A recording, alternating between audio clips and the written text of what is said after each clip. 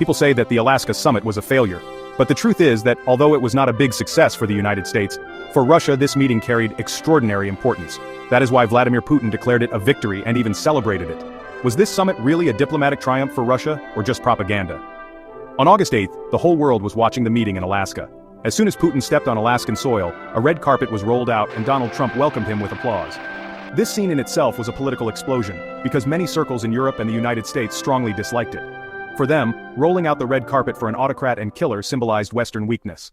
But the question is, was Trump's welcome a strategic move, or simply an expression of his personal admiration? For Putin, this was not just a meeting, it carried a symbolic message. History tells us that Alaska was once part of Russia, which in 1867 Russia sold to the United States for only $7.2 million. It was a deal forced by Russia's financial troubles at the time, but today Putin sees it as a historic mistake. His visit to Alaska meant he wanted to remind America, this land was once ours. And was this reminder merely symbolic, or is there a bigger plan hidden in Putin's mind? Furthermore, Putin repeatedly referred to World War II, reminding Trump that at that time America and Russia, then the Soviet Union, fought together against Europe, especially Nazi Germany.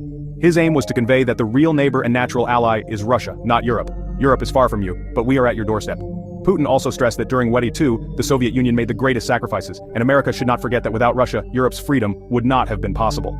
But does this historical example fit today's geopolitical reality, when Russia itself has invaded Ukraine? During the summit, the central topic was the Ukraine war.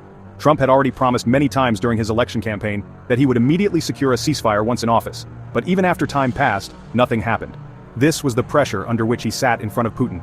Putin skillfully presented his conditions. Ukraine should be completely demilitarized, meaning its army be minimized and arms imports restricted. The territories under Russia's control, such as Crimea, Donbas, and other eastern regions, should be formally recognized as Russian territory. Ukraine must declare that it will never join NATO, and it should remain a neutral country. These conditions are unacceptable to both Ukraine and Europe. That is why, even after this meeting, no clear agreement came out.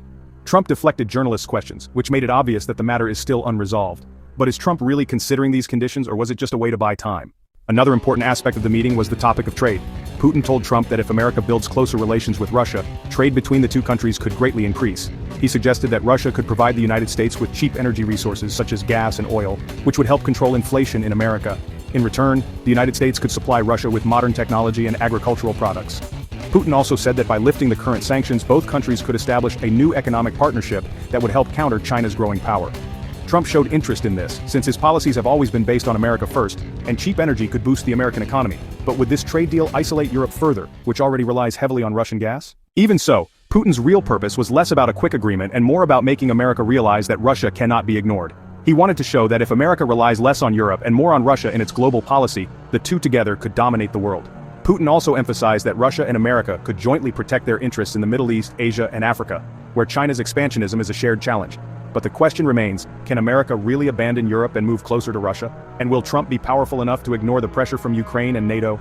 All this is still uncertain. Moreover, will this summit strengthen Trump's second term in office, or drag him into internal disputes? One thing is certain, war never provides a permanent solution. Only negotiations can. And perhaps through this visit to Alaska, Putin wanted to deliver the message that the real neighbor and the true balance of power cannot exist without Russia. But did this message reach America? Or will Europe's opposition render it meaningless? In the end, could this summit mark the beginning of a new Cold War?